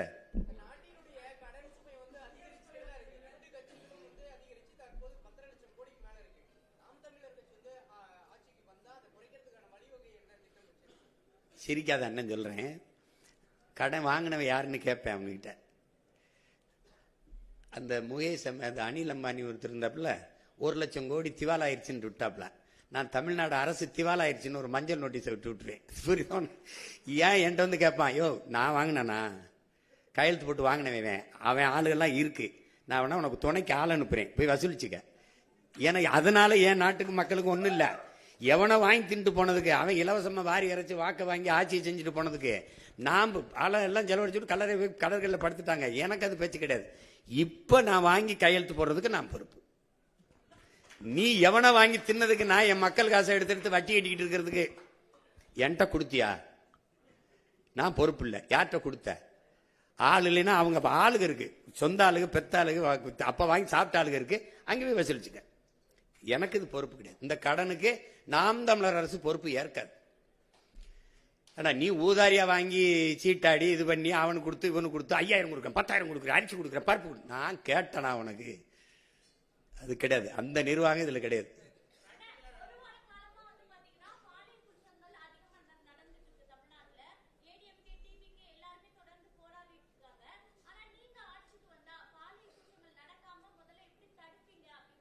நடக்காது. அது வந்து இங்க பாருங்க, இப்ப அண்ணன் சொல்றேன், என் மீனவனை சுட மாட்டான், கைது செய்ய மாட்டானா மாட்டான். உங்களுக்கு புரியுதுன்னு நினைக்கிறேன். அங்க உட்கார்ந்து இருக்க ஆள் யாருன்னு பார்ப்பான். நீங்க என் பிள்ளைய தொட்டுட்டேன்னு வச்சுக்க, கொன்னுட்டேன்னு வச்சுக்க, எந்த கொம்பாதி கொம்பானாலும் தூக்கிட்டு வந்து இந்த பிள்ளைய அடக்கம் பண்றதுக்குள்ள அவனை கொன்னு புதைச்சிட்டு தான் அடக்கம் பண்ணுவேன். நிக்க வச்சு சொல்லி சுடுவேன். அவங்க பெற்றோர்கள் சொல்லுவேன், இப்படி ஒரு பிள்ளைய பெற்றதுக்கு நீ அழாத, நீ அவமானப்படாத. இவனை வந்து இந்த மாதிரி பிள்ளை பெற்றுக்கு தலை உணியணும் அப்படின்னு சொல்லிடுவேன். இவன் வந்து இந்த நாட்டுக்கு இழுக்கு. இவன் யாரோ 2 பேரை போட்டேன்னு வச்சுக்க, தொற்றுவான்னு நினைக்கிறியா? பொம்பளை பிள்ளைதான் தலை உணிஞ்சு போகணும்னு நினைக்கிறியா? வர்றவன்லாம் தலை உணிஞ்சு போவான். ஐயா யாரையும் கேலி பண்ணிடாதையா, தொலைச்சு பெறுவான். அவன் அந்த பயம் இருக்கணும்ல. என் தலைவன் எனக்கு கற்பிச்சது மரணம் ஒன்றுக்கு தான் இந்த மானுட சமூகம் பயப்படும்னு. அரபு நாடுகள்ல ஏன் இந்த பாலியல் குற்றங்கள் குறைவா இருக்கு? என கடும் சட்டம், பொது வெளியில தூக்கல போட்டுருவான். உங்களுக்கு புரியுதுன்னு நினைக்கிறேன். அதனால அந்த சேட்டையெல்லாம் இங்க செய்ய முடியாது. அது தானா நடக்கும் தங்கச்சி. நீங்க ஏன் கவலைப்படுறீங்க? நீங்க அண்ணன் வந்தவன நீங்க வாட்டுக்கு ராத்திரியில தனியா போங்க, எவனா தொட்டானான்னு பாப்போம். நீங்க போங்க. என் தலைவன் அப்படி ஒரு நாட்டை கட்டி வச்சான் தங்கச்சி. தனியாக உந்தூர்லியில ஒரு பெண் நள்ளிரவுல பயணம் பண்ணுவா, தனியா போவா, ஒரு பய தொட மாட்டான். என் மாநாட்டில் 6.5 லட்சம் பேர் கூடியிருக்கான். ஒரு தொல்லை, ஒரு பிள்ளைய தொட்டான், இடிச்சான், கேலி பண்ணா, ஏதாவது சொல்லு பார்ப்போம். ஏன்னா அது அது ஒரு ராணுவம். அது ஆட்சி செய்யும் போது அப்படியே அவன் தெரியும், உட்கார்ந்துட்டான், தொடம.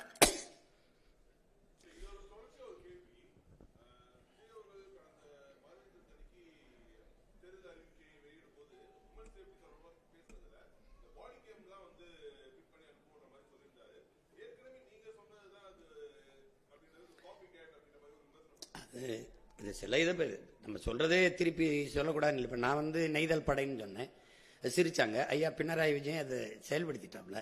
இப்போ சில இது நான் சொல்றது செயல்படுத்துறாங்க. இப்போ மரத்தை வெட்டுறது, மனித உறுப்புகளை வெட்டுறது போல குற்றம்னு கருதி சிறையில் அடைப்பேன். சீனா அந்த சட்டத்தை கொண்டு வந்துருச்சு. இப்போ நம்ம சொல்றோம், அதை செயல்படுத்தும் போது நல்லதை நம்ம சொன்னா அவங்க சொல்றது பண்ணா டென்மார்க்கில் இப்படி இருக்கு, பிரேசில் இப்படி இருக்குன்னு நான் சொல்றேன்ல. அது அந்த நிர்வாகத்தை எடுக்குமே நம்ம சொல்றது. அது யார் சொன்னா என்ன தம்பி, நான் வந்து காவல்துறை நெஞ்சில எல்லாம் அந்த இது வைப்பேன், நான் போட்டு காட்டுவேன் அது எப்படிலாம் நான் அது பண்ணுவேன்னு.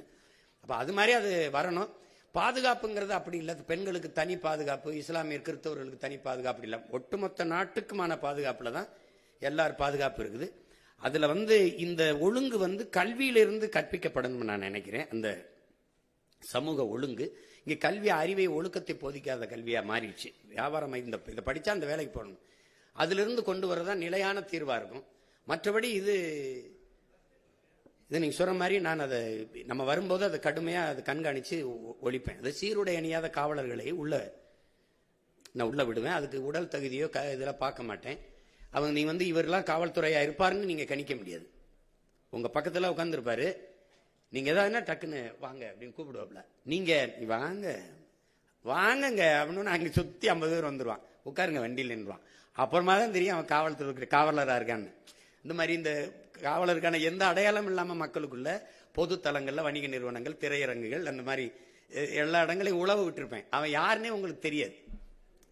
அப்ப நீங்க எனக்கு இருந்து தப்பிக்க முடியாது. நான் தான் உண்மையிலே பிக் பாஸ். நான் தான் உங்களை எந்த வழியிலையும் கவனிச்சுக்கிட்டே இருப்பேன். ஓட முடியாது, ஒழிய முடியாது. நீங்க இந்த மாதிரி 10 நாளா கற்பழிச்சு கொண்டுட்டு போயிட்டான், 10 நாளா தேடிக்கிட்டு இருக்கேங்கிறாங்க பாருங்க. இது மாதிரி ஒரு கொடுமை.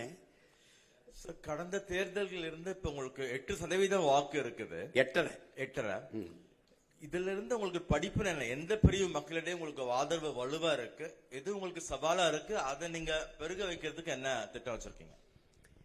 இல்ல குறிப்பிட்ட அப்படின்னு சொல்ல முடியாது. இப்ப சாதி மத உணர்ச்சிகளை கடந்து ஒரு திரை ரசிக மனப்பான்மையில இருந்து இப்ப இந்த சாராயம், பணம், இலவசம் இதையெல்லாம் கடந்து ஒரு நல்ல அரசியல் வரணும், நல்ல ஆட்சி வரணும்னு நினைக்கிற மொழி இனப்பற்று கொண்ட காடு, மலை, ஆறு, அருவி, நிலம், வளம் இதெல்லாம் பாதுகாக்கப்படணும். இப்ப நம்ம ஐம்பெரும் ஆற்றல்ங்கிறோம், அவங்க பஞ்சபூதம்ங்கிறாங்க, ஐம்பூதம்ங்கிறோம். இந்த கடல், இந்த ஆகாயம், இந்த காற்று, இந்த மலை, இந்த நீர், மரம் இதெல்லாம் இல்லாத இந்த உயிரினங்கள் இல்லைன்னு ஒரு புரிதல் இருக்கிற ஒரு அறிவு சமூகம் அது என்னை ரொம்ப தேடும். அந்த மாதிரிங்கிறத நீ கற்றவர்கள் தான் மற்றவர்களுக்கு வழிகாட்டணும். அப்படி இருக்கும்போது ஒரு கற்றறிந்த சமூகம் பெருத்து வருகிற இந்த சூழல்ல நான் சொல்றது, அவங்க கிட்ட காசை வச்சு அரசியல் செய்யறாங்க, நான் கருத்தை வச்சு அரசியல் செய்யறேன். அவங்க நாணயத்தை வச்சு செய்யறாங்க, நான் நயத்தை வச்சு செய்யறேன். அவங்க பணத்தை வச்சு செய்யறாங்க, நான் என்னுடைய இனத்தை முன்னிறுத்தி அரசியல் செய்யறேன். இது ரெண்டுக்கும் நிறைய மாறுபாடு இருக்கு. இப்ப எனக்கு பதவியா மக்களுக்கான உதவியான உதவிதான், எனக்கு பணமா இனமான இனம் தான். மக்களை வைத்து பிழைக்க வந்தேன்னா, மக்களுக்காக உழைக்க வந்தேன்னா, நான் மக்களுக்காக உழைக்க வந்தேன். அப்ப இந்த இதை நான் தொடர்ந்து நிரூபிக்கும் போது நீங்க பாருங்க, விழுக்காட்டு அடிப்படையில் வளர்ந்து வளர்ந்து வளர்ந்தே போய்கொண்டிருக்கேன். அப்படிங்கும்போது இந்த தடவை தமிழ்நாட்டை யார ஆள்றதுல 4 முதலமைச்சர் வேட்பாளர் இருந்தாலும் என்னை என் மக்கள் தேடாம இருக்க மாட்டாங்க. ஏன்னா நான் தான் அந்த மக்களுக்கான இது இப்படி இந்த ஆட்சி முறையை இப்படி மாத்துறேன்னு சொல்றது நான் தான். நான் வீட்டுக்கு ஒரு இது தருவேன், நான் அப்படி கொடுப்பேன் அப்படி சொல்லல. அதெல்லாம் நீனே வாங்கிக்கிற மாதிரி வாய்ப்பை ஏற்படுத்தி தந்துடுறேன்றேன். நீ பெருமையோடு தன்மானத்தோடு தலைமையிலிருந்து வாழ்ற வாழ்க்கையை நான் தந்துடுறேன் உனக்கு, நீ எதிர்பார்த்திருக்காத. அப்ப நான் வரும்போது நாளைக்கு இப்ப 5000, அடுத்து இன்னும் 5 வருஷத்துல அப்புறம் 20,000 ஆகும். இப்ப 10.5 லட்சம் கோடி 20 லட்சம் கோடி ஆகும். 1 லட்சம் கோடி வட்டி 2 லட்சம் கோடி வட்டி ஆகும். இப்ப என் தம்பி அறிவிச்சிருக்கிற அந்த இலவச அறிவிப்புகள் இருக்கு, அதுக்கே மாசம் 1 லட்சம் கோடி தேவைப்படுது. தாலிக்கு தங்கம், பிறந்தவண்ண வரவேற்பு, அப்புறம் 6 ஏரிகாட்டு ஊர்ல, அப்புறம் இலவச பேருந்து. உங்களுக்கு புரியுதுன்னு நினைக்கிறேன். அதை புள்ளி வரம் போட்டீங்கன்னா 1 லட்சம் கோடி மாசம் தேவைப்படுது. எங்கிருந்து எடுப்பீங்க? அப்ப அது நல்ல ஆட்சி முறை இல்ல, அதை செய்யக்கூடாது. மக்களுக்கு இப்ப நான் சொல்றது கொஞ்சம் வெறுப்பா இருக்கும், கசப்பா இருக்கும். எந்த நல்லதை முதல்ல எடுத்தவனே ஏற்றிருந்திருக்கிறாங்க. ஆனா அதுக்காக ஏற்பார்கள், எதிர்ப்பார்கள், ஆதரிப்பார்கள், அருவருப்பார்கள் பார்த்தா புதிய ஒன்றை செய்யவே முடியாது. அப்ப அது நான் மக்களின் கருத்துக்கானவன் இல்ல, முழுக்க முழுக்க மக்களின் நலனுக்கானவன். அதனால நான் அதை தான் முன்னெடுக்க முடியும். உலகத்துல மாறுதலை செஞ்ச எல்லாரும் மனச்சான்று வழி நடத்தியபடி நடந்தவன் தாங்கிறான். என் மனச்சான்று என்ன சொல்லுதோ அதை தான் நான் செய்ய முடியும். நான் தான் சொன்ன 2 முனை தான். அவங்க 3 பேரும் ஒரே தளத்தில் இருக்காங்க, நான் எதிர்த்தளத்தில் இருக்கேன். அப்படின்னா அந்த ஒரே தளம் தானே. அவர் 2000, 2500, நான் இதெல்லாம் கிடையாது. நீனே ஆயிரக்கணக்கான ரூபாயை ஈட்டிக் கொள்ற மாதிரி உனக்கு வேலை வாய்ப்பு, வருவாய்ப்பு இருக்கும், பொருளாதார மேம்பாட்டை தந்துடுறேன். அவன் வாழ்விடத்திலே தந்துடுறேன். அப்ப நான் தானே வேற இடத்துல இருக்கேன். அவங்க ஆங்கிலமும் கொள்கை மொழிங்கிறாங்க. அடுத்தவன் மொழி எனக்கு கொள்கையா இருக்க முடியாதுல்ல. அது என்னுடைய தன்மான இழப்பா நான் கருதுறேன். அதனால நான் என்ன சொல்றேன்னா, என் கொள்கை மொழியில வேறுபடுறேன். அப்ப அதுல மாறணும்ல. அவங்க ஊழல் லஞ்சத்தை ஒழிப்போம்னே சொல்லல. ஏன் சாராய கடையவே மூடுவேன். என் தம்பி பாட்டிலுக்கு 10 ரூபா 10 ரூபான்னு பாடுறாரே ஒழிய நான் வந்தா மூடுவேன்னு சொல்லலையே. இப்ப சாராய கடையை வச்சுக்கிட்டு, போதையை வச்சுக்கிட்டு, பெண்கள் பாதுகாப்பு என்பதும், சட்டம் ஒழுங்கு என்பதும், கொலை கொள்ளையை வன்முறையை தடுப்பேன் என்பதும் வெற்றி பேச்சாயிரும். சும்மா ஒரு என்ன சொல்றது, அது கேலிய வேடிக்கையாயிரும். அது சாத்தியப்படுத்த முடியாது.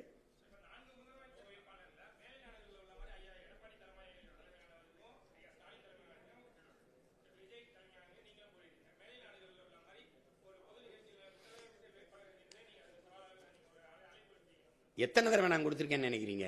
அன்னைக்கு கூட பேசினேன் இங்க நடந்த கூட்டத்தில். இந்த 4 முதலமைச்சர் வேட்பாளரையும் நிறுத்தி வச்சு ஒரு 10 நிமிடங்கள் வாய்ப்பு கொடுத்து பேச விடுங்க. நீங்க வந்தா என்ன செய்வீங்க, நீங்க வந்தா என்ன செய்வீங்க, நீங்க வந்தா என்ன செய்வீங்க, எனக்கு ஒரு வாய்ப்பு கொடுங்க. அப்படி இந்த மாதிரி நீங்க ஊடகங்கள்லாம் நீங்க ஏற்பாடு பண்ணுங்க, பண்ணி மக்கள்கிட்ட கொண்டு போகட்டும். யார் வந்தா நல்லா இருக்குமோ மக்கள் முடிவு செய்யட்டும், அவ்வளவுதானே.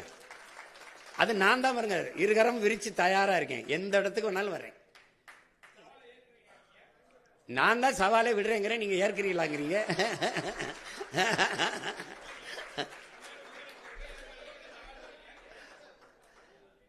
நான் தான் தயாரா இருக்கின்ற, நான் தான் பல தடவை கூப்பிடுறேன். ட்ரம்ப் ஹிலாரி மாதிரி, பைடன் ட்ரம்ப் மாதிரி எங்களுக்கு வாதம் வைங்க, 4 முதலமைச்சரை நிறுத்துங்க. முதல்ல நான் வர்றேன்னு சொல்லுங்க, 3 பேரும் வர சொல்லுங்க. முதல்ல